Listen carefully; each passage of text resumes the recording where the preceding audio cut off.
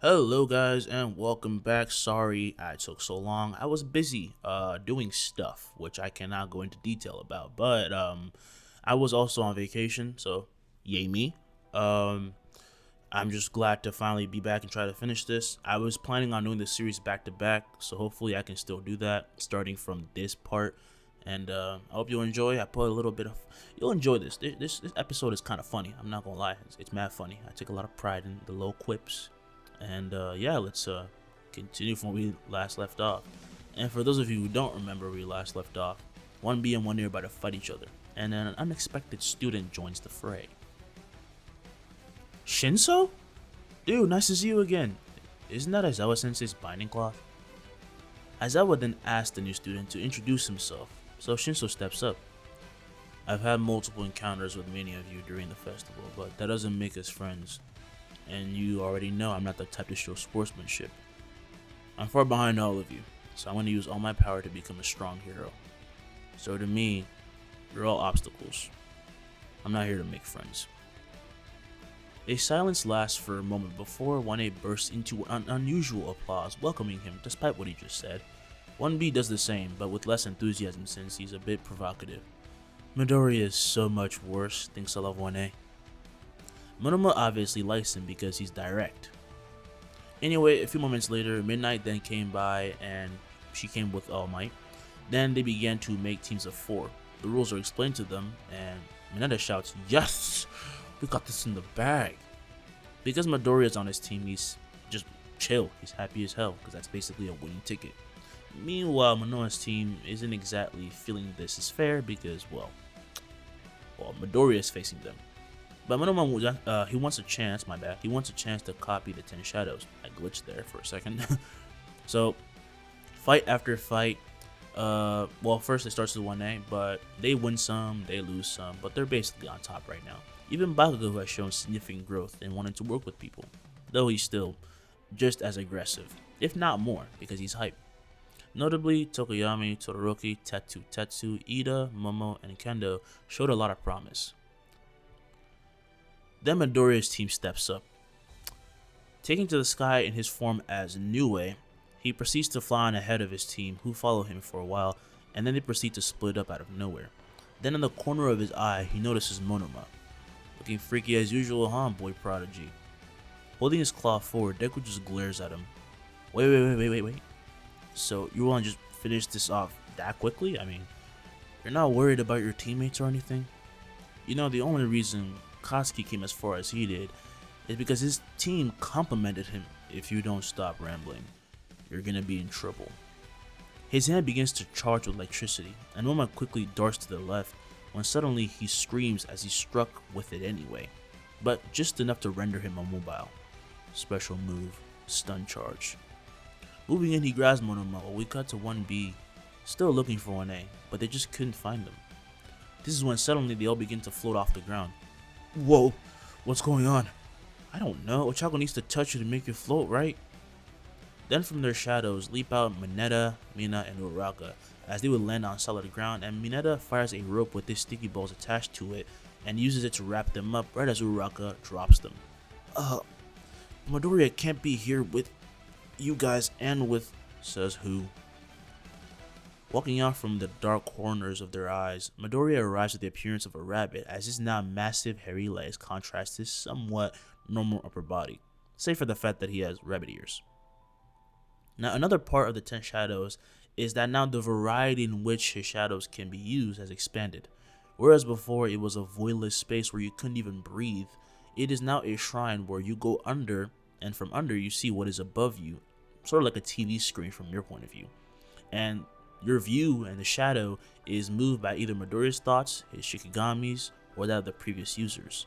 As shown before, it also stores things that can be equipped on Midoriya, but it can also now meld the shadows with others to create the same effect.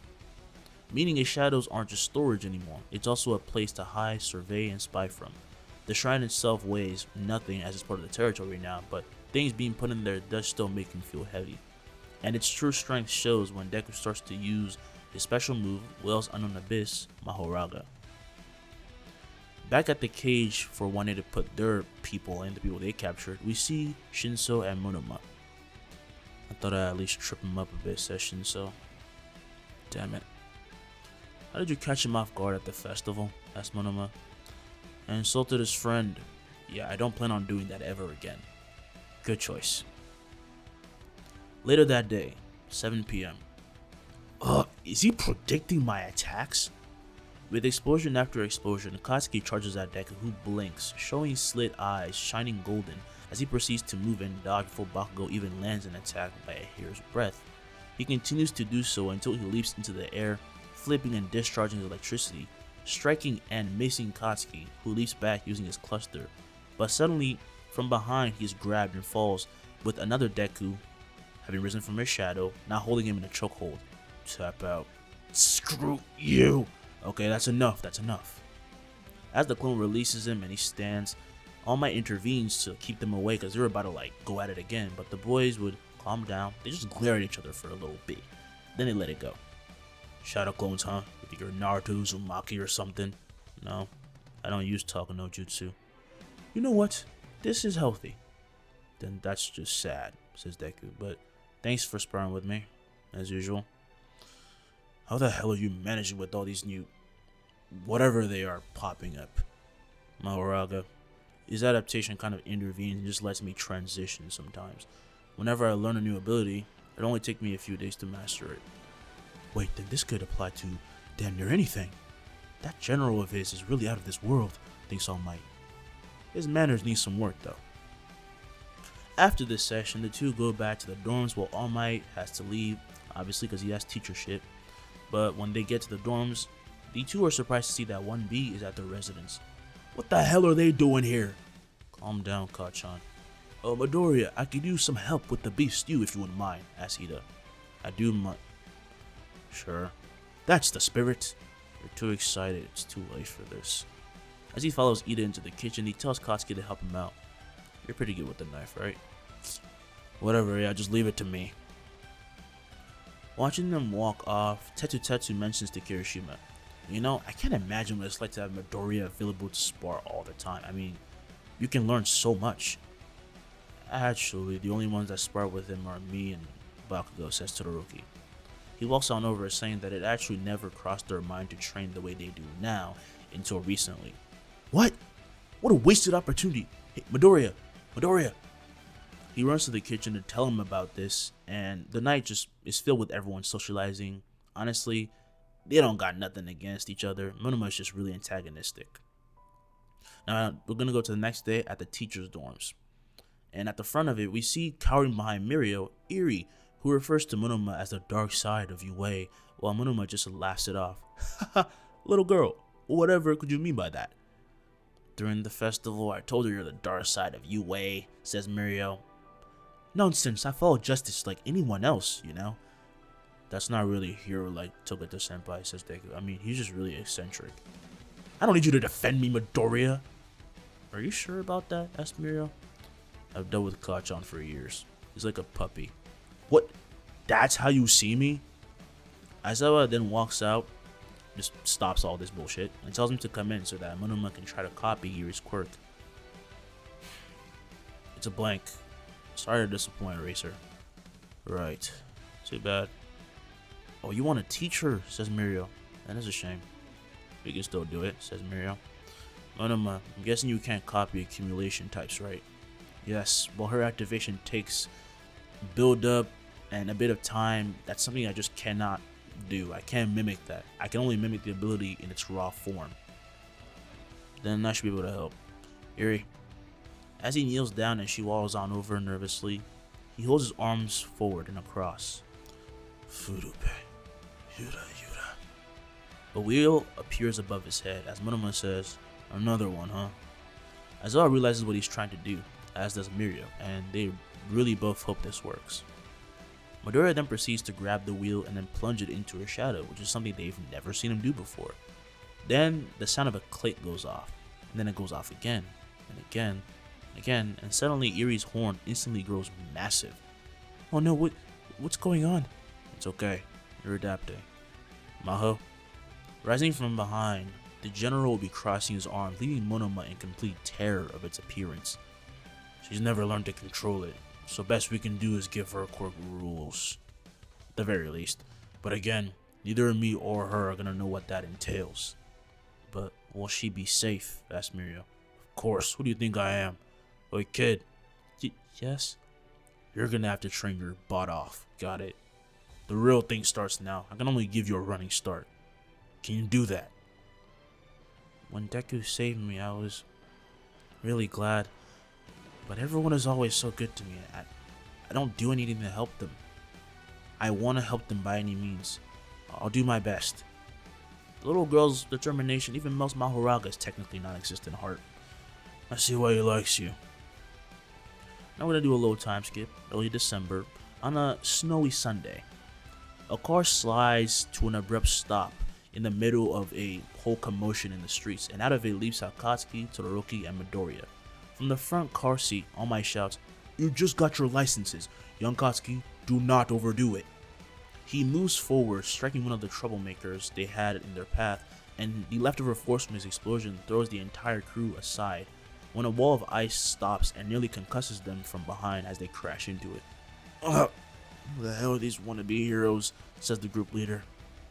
All Might meanwhile is already clearing the streets, and Todoroki quickly isolates them with a heaven-piercing wall before blowing forward his frost calm, freezing all leftover criminals except for their mastermind, who is using support tools right now. It fires out streams of water that slice through some of the ice, so Todoroki's gonna leave that to someone else. One of these streams nearly strikes into Midoriya, who simply just is walking forward as it approaches him. The man wonders why the hell he's being so casual, but notices the other two are already gathering his people without a care for him. And the moment he blinks, he's electrocuted as he screams before dropping to his knees. His tool deactivates and he's out cold. I already get this thing. Just then, the tool would then explode, and honestly, it gives the boys a sort of ominous feeling. This felt damn near pre-planned, but they obviously don't know who these people are. A few more days pass, and we skip through December and near the end of the term for the first years. One day in class, they're just chatting and shit. Sarah and the boys are laughing about Katsuki being cut from an interview. A whole hour, and you were cut. How fucking dare they? Those extras. Ochako says, it's for his own good, in a way. From across the room, as he works on his notes, Deku will be thinking about how many interviews have been conducted so far for them, N1B, and other hero courses. He stops for a moment and pulls out his phone, and he goes on YouTube to find people giving their opinions on a certain incident that occurred in Deku, which left the entire city devastated. The incident is due to Shigaraki's fight with Destro. I'm not going to cover that, I don't care. However, as opposed to before, civilians are far more supportive of heroes and say there's no way this incident could have been counterattacked beforehand. They are, after all, still human. So he scrolls through interview after interview, not noticing Ida, Mineta, or Todoroki watching over his shoulder. Man, this really is serious. Huh? Oh, yes. I wish I was already a pro. At that moment, their teachers for the day enter the class, that being Mount Lady, Midnight, and obviously Aizawa, but today is not his day. What do you think the difference between someone who can convey their intentions just right and Katsuki Bakugo is? Shut up! Did everyone see that interview? It's stage presence, shouts Mount Lady. They'll be teaching you more about the media since you're gonna have more exposure, says Aizawa. This is gonna be a rough day. And he was right a little bit. I mean, I wouldn't know how to react to being interviewed, but I'm not a hero, and this isn't My Hero Academia. This is the real world. Anyway, after they go out and use a makeshift stage and use their sidekicks as fake photographers to like kind of create that atmosphere, they have Todoroki be the first to be interviewed. But it seems none of them, including Todoroki obviously, truly understand why these interviews matter so much. So he kind of did a bad job, like really bad. We all know Todoroki takes things too literally. Now, kneeling towards them from the stage, Mountain Lady gives them a new perspective. It's not like everyone in the world already knows who you are. When you announce yourself or your special moves, it gives familiarity and closeness with civilians. It makes them feel safe. It's not just for showing off. It can be for that though. That's why Miss Joke wants to make everyone laugh, thanks Midoriya. Mineta meanwhile is surprised by how professional Mountain Lady is being, and Aizawa says that she's not the only one. All of our heroes recently have been swept up in a new wave. Things can't just stay the same forever. Now each of them go up and say a phrase that represents them as heroes and as a person. Everyone except Bakugo, who says, "I ain't gonna waste time on little stuff. Shut up and follow me." Though I guess that really does represent him a lot, but that's not the point here. Are you better in interviews by yourself? Says Mountain Lady. Please tell me you are, because I cannot imagine what your co-host is gonna have to deal with.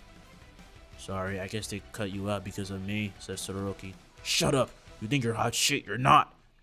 Mountain Lady doesn't see a lot of good in having Bakugo show himself in the media right now, honestly, and she's not wrong, but Aizawa says, "Midoriya, get up there." Oh, yes, sensei. As he makes his way up, Aizawa says to interview them together. Alright, I don't think it's gonna change much, but... So, Deku, right? What's it like working with Katsuki? That's great. Explosion, murder, god. Not calling you that. Kachan isn't really the type to worry about specifics, so it's perfect for me personally. Call me that again and I swear... You know what? For a nerd, he ain't half bad. Trying to hit him in sparring is a nightmare though. Everyone quickly notices that Katsuki has calmed down in a way that has kind of interested Midnight, and she says, "Oh, you guys sound pretty close." "He's my childhood friend," says Deku. "I've known him since I was 4. He's still as annoying as back then, if not more." "Is that why you call him Kachan?" asked Mount Lady. "Yeah, he called me Deku to make fun of me, so I used it to be my hero name to piss him off." "So you did do it on purpose? Freaking knew it!" Kaminari shouts, "Maybe you come up with a better name for him than, Great Explosion Murder God. That is my only hero name." "Why don't you call yourself Dynamite? Like Dynamite, but with All Might's name?" "Why the hell?" "Actually, that's not bad. I know. I came up with it, not you." "You wanna go?" "With this sacred treasure I summon." "Okay, that's enough," says Aizawa. "Get down from the stage, and don't you dare summon Mahoraga." "I was joking." "Were you?" shouts 1A. "Yes, I was. I need to say the incantation in Japanese." "Was that not funny?" "No," shouts 1A. "Sorry about that then." With December coming to an end, they have a Christmas party that night, and they dress up, talk about internships. They will take time to actually think about new possibilities. They could just go with the same people though. That's an option for certain people. And during that is when Todoroki comes up with the idea to invite Bakugo and Midoriya to Endeavor's agency. But more importantly, Christmas is coming up. So that also means New Year's Eve, so the students get to go back home and spend time with their family. So we're going to go to the Midoriya residence, which has been a while since we've been there. So it's a very important scene in the story. And that's how things are with me. Clearly you've been a bit busy though. Having a fang coming out of her mouth along with slit eyes now, Inko looks different than how she normally looks, which is an effect of her quirk, and she says, "You trying to be funny?" We both know I don't have the capacity for that. Inko's job is that of a vet, because she can acquire the characteristics of an animal, that she touches. Upon doing so at that moment, she can also understand them and literally speak their language. She's an animal whisperer and can also be a combatant, but she makes a pretty good amount of money, so she stopped midway through the Hero Academy. She may choose to keep the characteristic of an animal she touched, or discard that one and take the aspect of another one. She just does whatever she wants sometimes, so she's staying like that all day. She doesn't care. "How's your body? Unfurl's not hurting you, right?" "Everything's perfect, Mom. Actually, I even started talking to Kachan again." "Oh, that's great. It'll be great for you." "God, that phase of yours is finally gonna end." "This isn't a phase. You're drinking black coffee, sweetie. Trying to prove something?" "I always drink in black. And so do you." As long as you're happy. I am. Oh, that little girl I told you about that we saved? Look. He brings out a phone and shows a picture of her training, and Inko takes the phone, swiping through picture after picture until she finds a specific one. "Who's the girl in this picture?" "No, Chaco. Why?" "You two seem close." "That was when we went to the mall." "Don't read into it. Too late." "Not bad, my son." "Mom." Hours later, their time together came to an end, and she walked with him to the bus, going around picking up students, and they say goodbye again for a while. And because the internships have begun again, Bakugo and Midoriya do take Todoroki's proposition, but Endeavor is... well, Endeavor, I don't know what else to tell you. We were expecting a warm welcome. I only wanted Shoto. He's just as annoying as back then, thinks Deku. Todoroki says, you already accepted them. Stop complaining. Shoto! You weren't wrong. He's a dick, says Bakugo. What did you say? Well, whatever. I was gonna find out how the top man operates anyway. You should really choose your friends wisely. I mean, him? He then passes a glance at Midoriya before calming his nerves and beginning to walk. The three would follow him, and he says, you said Shoto's not me, right? Never, and you never will be, or you wouldn't be friends. Suddenly, he lights a blaze, with him taking to the sky. Well, sorry, but I don't care about anyone but Shoto. Stay back, you'll get in the way. However, contrary to his expectations, they obviously try to follow him and suit up on the way. They run along the sidewalk and begin to use their quirks to try and catch up to him while avoiding civilians who marvel at their quirk usage. The moment they reach a crossroads though, Endeavor breaks the sound barrier and takes even higher into the sky, quickly reaching the villain he had caught wind of. And they will throw a massive spear of glass his way, which he pierces through. From within it, he then detonates a massive wave of fire and is freed. The villain recluses. So you can control glass, huh, old man? Interesting quirk. But why did you think you could go scot-free like this in my territory? The villain quickly fires off and enters an alleyway as Endeavor chases him, but he then hears the man shout, "He's coming!" The moment Endeavor exits the alleyway, from his left, 3 henchmen are waiting to attack. However, the experienced pro simply charged forward, grabbing the villain instead and avoiding them, while the kids came to handle the henchmen. Midoriya extends his black whip into one of their shadows and releases Black Whip in the form of chains that wrap around and grab a hold of him. When past him, feathers fly, handling the other 2 and stealing Todoroki and Bakugo's targets.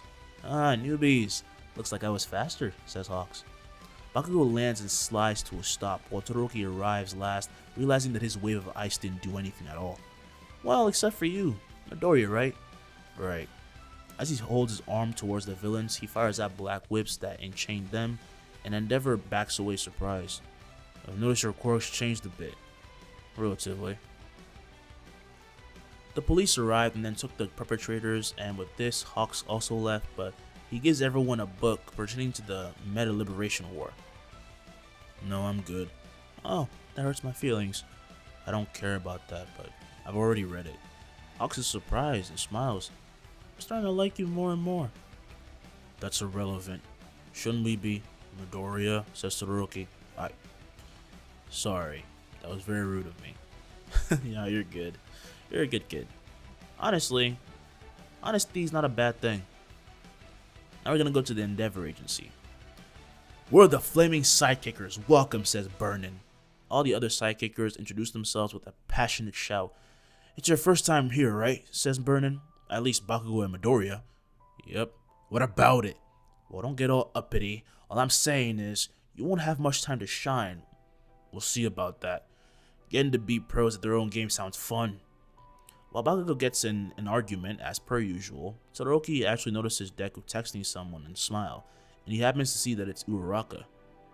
Those two were always pretty close, says Todoroki. You got something more important than this, says Burnin. Focus. Sorry, I'm ready to work, just talking to someone. While we still gotta wait for Endeavor, in the meantime, we'll show you around. While they do that, Endeavor finds the book that was given to him by Hawks has certain words highlighted in it, and it was a clear message. It dictated that soon the League of Villains with an army of 100,000 strong was about to attack, so he is being called to action. I need to get serious, thinks the hero. He stands and marches outside his office, quickly catching the attention of everyone as he tells the 3 new boys to suit up. You're with me. Something's different, thinks Midoriya. About damn time, come on. Katsuki rushes off to go change, and the boys join him, and they all rejoin at the gym/training center in the agency. The Sidekickers were also present with, of course, Endeavor himself. Before we start, you gotta tell me more about you, since I don't know much. What are you working on? What do you want to achieve? I want to be more creative, says Deku. I want to kick his ass. As Katsuki points to Deku, Endeavor shows a look of confusion and asks Deku, more creative, huh? I don't think you need help in that department. Tell me why. I have 10 Shikigami to pick out and manifest into reality. Shikigami? Like yokai? Is that what they are? Yes. I feel like I've only scratched the surface of my true strength. And you? He looks at Bakugo, who says he came here to find out what he's missing. I used to think my quirk was completely unstoppable. If I'm gonna become number 1, I have to get rid of that ideal. I'm restarting from 0. Alright then, let's begin. What about me? Shoto, you're here to learn Flash Fire Fist, right? That's not what I came here for. All the training you beat into me, all of that was put into my eyesight. Just like Katsuki, I'm basically doing a factory reset. I like it if we stop doing this father-son act in front of my friends. This is hero training. Everyone gets kind of quiet, it's a bit awkward, and it's evident that something between the two of them is brewing up again. And Endeavor was finally able to lock in from this comment because he keeps thinking that this is a private session, but they may be in trouble soon. He really needs to chill the fuck out and be serious. This is no time to be selfish. He will treat them as heroes and train them as such. Rescue, evacuation, battle. The training begins not only for them, but for all young heroes who will be involved in the upcoming events. Day 3 of the training at Endeavor's agency. A motorbike thief takes a sharp turn out of an alleyway and is knocked into the air before being wrapped up by Gamma's tongue right as Midoriya arrives on the scene with Endeavor. Want me to store him? Asked the Toad. No, store him in the shadows until further notice. Okay. Gamma retracts his tongue and swallows the villain before falling into the shadows. Bakugo and Todoroki arrive late, but the moment they do, Deku disappears in a flash, leaving behind nothing but a blur. Get back here, Deku! Ah! Endeavor moves forward with explosive speed. Neither of the two can hope to match currently, but they follow him until they start to hear a commotion up on the main street that they're heading to. When they arrive, Deku had already stopped the truck barehanded from hitting a woman who had fallen on the street. The driver gets out in a panic. Oh my god, I'm sorry, I just didn't see you. What do you mean you didn't see me? Shouts the woman. As she starts to berate him, Deku will be healing her bruise, and Endeavor begins to realize there's nothing that can teach this kid. He just needs to be allowed to be a hero. He has scouts everywhere, moves fast and accurately. In the sky, moving about for like they have been for the past few days, multiple Nues were making rounds while looking like ordinary birds from below, and of course giving Deku surveillance. And meanwhile, he has his rabbits in alleyways and dark areas where most crimes would go unnoticed. Deku's healing would appease the woman though, and she's helped up. She stops screaming a little bit, and he says to her, "We all make mistakes, right? I think you should give him a chance." Yes, but you still need to be more careful. And thank you. Right as Deku nods, he's called by Endeavor to go on their lunch break, and he follows. While he does so, however, he remembers something bizarre about the sensation of stopping the car. Just colliding with it like I did should have destroyed it, but it felt like I used Fa-Jin, but differently. What's going on? On a random skyscraper while the group would be enjoying their lunch break, Midoriya tells this to Endeavor. By our own standards, if you can't replicate it, then there's no point in bringing it up, Deku. I'm well aware. I've been told I'm not open enough, though. Todoroki says, you could be better in that area. See, says Deku. I'll give you some actual advice then. I've already told Todoroki and Bakugo they need to work on their explosiveness, but I think you yourself have forgotten the basics of your quirk. Also, your cursed energy. Midoriya suddenly realizes that he's been so preoccupied with trying to learn the right abilities and synchronize them that his controlling cursed energy has staggered. Like he hasn't actually focused on it in a while. I read the file on your quirk. Extremely complex, but in easy terms, your power is emotional. It seems to specialize in dealing damage, but that deer of yours has the same type of force. But it heals, says Midoriya. Yes, all those abilities, all my Shikigami, they're based in cursed energy. Thank you, sir. Look what you've done, shouts Bakugo. Now he's gonna go and pull on a head. Ah! 1 week later, the kids are driven to the Todoroki household. Why?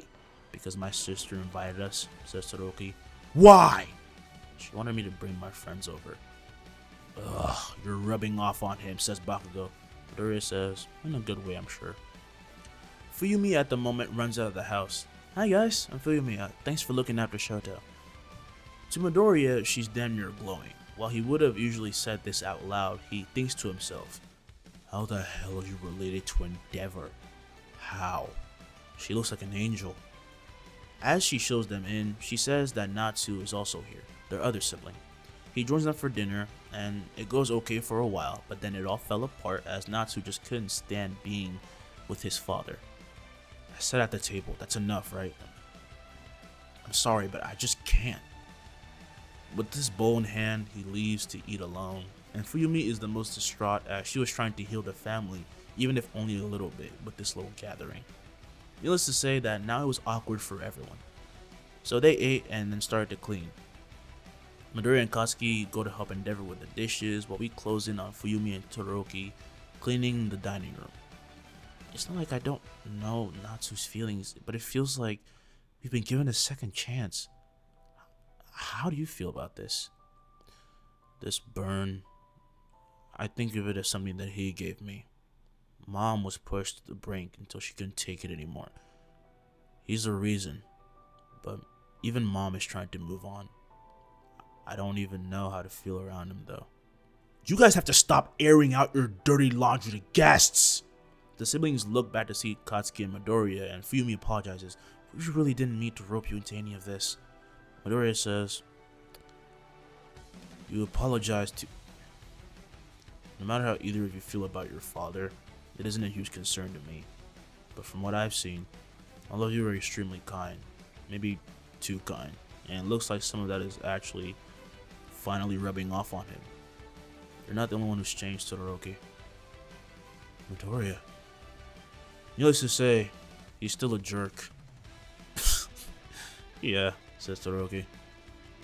Walking past the dining room unnoticed, NG finds and kneels at Toya's shrine. I wish you could be here too. A while later, the kids are getting ready to leave, and Fuyumi meets them outside, while Endeavor thanks Fuyumi for at least trying. And, Midoriya? Yeah. As he turns, Fuyumi grabs his hand. Thank you for being Shoto's friend. The pleasure is all mine. They would then get into the car and drive off, and Endeavor says he's going to switch up their schedule a bit. In addition to weekends, you're going to be reporting 2 times a week additional. Can I borrow some of your notes, Midoriya? It looks like we're going to be busy. Sure thing. Shouldn't the number 1 hero have a bigger car? Shouts Katsuki. Puh! Complaining about being chauffeured around. Kids these days. Since when do you give slacker students a ride, Endeavor? Since I was placed at the top. Just then, Midoriya would then tell the chauffeur to stop as he melts through the car in the form of shadows, and he lands on the road while it drives a few feet ahead. It then swerves to a stop, and the moment NG steps out, Deku runs past him, donning his special gauntlets, and up ahead, we see Natsu in the clutches of a villain. Remember me? Endeavor? Shut up. Appearing right behind the villain, Deku's palm strikes his back as he lets out a cold breath, and ice encases him in an instant, freezing his wrappings that then shatter, freeing Natsu, who Endeavor swipes into the sky before landing. Todoroki and Bakugo then run over quick in a panic but see the villain in ice. Bakugo asks, when did you? Another one? That's not the main issue right now. Let go of me! Natsu pushes away NG, telling him not to act friendly right now. This doesn't fix anything. I hesitated. I'm sorry. I don't care. You didn't save me. But that's just it. I didn't want you to think you couldn't stand up to me. If I saved your life, if I did any goddamn good thing to you, I don't know how you'd react. Because then you feel like you have to hold back in some way. Natsu has been bottling up his emotions and finally lets to let loose a little bit, and he lets it loose in a violent cry. I don't accept this personal journey you're trying to put. Why the hell should I have to feel anything for you? You burned my brothers. I know. You ruined Mom. I know. I'm not asking anything from you. I'm not asking you to forgive me. I just want you to watch me and decide for yourself. What a sad family, Deku thinks to himself.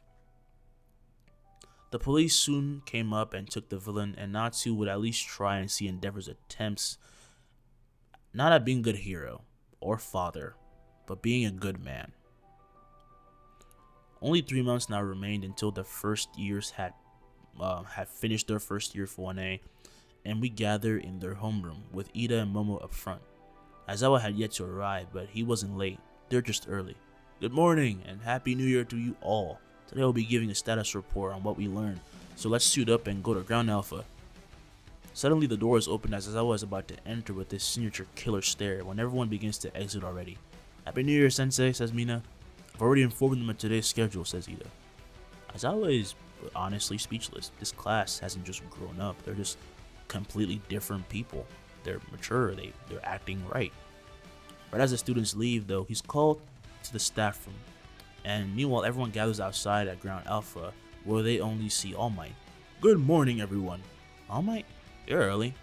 I'm subbing in for Eraserhead as he has some other business. Today is another trial by combat. Are you ready? As they say they are, everyone will be facing an army of one-pointers posing as villains. But how many people fight is dependent on how you did your work studies. If you worked alone with another hero, you will fight alone. But if you did it with other students, you'll be doing the same here to show how you have coordinated.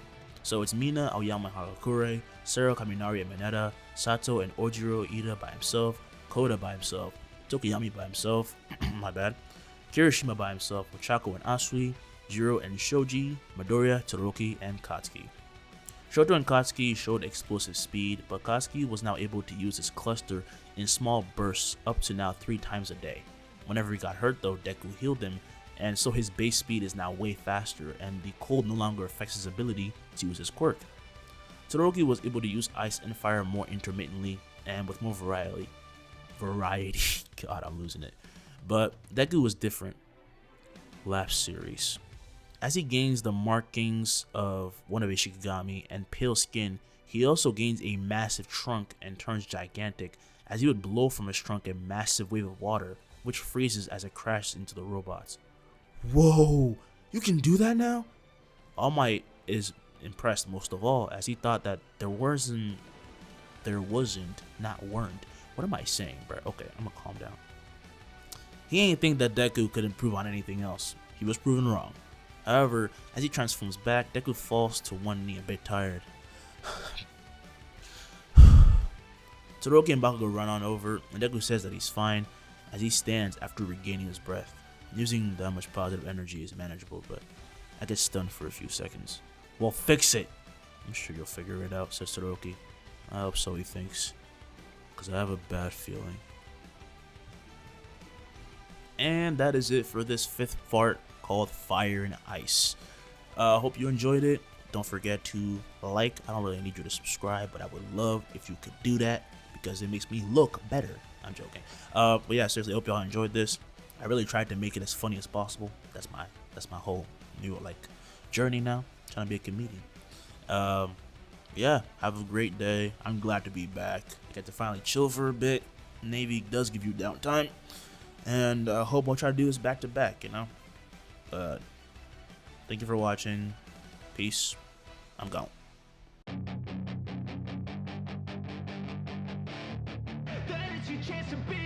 Hey kid, don't ever let them get inside your head. They'll tell you what to do in life instead of everything you know that you could get. Don't let them guide your life towards regret. I'll fight for what I love with every breath. My past is filled with things I won't forget.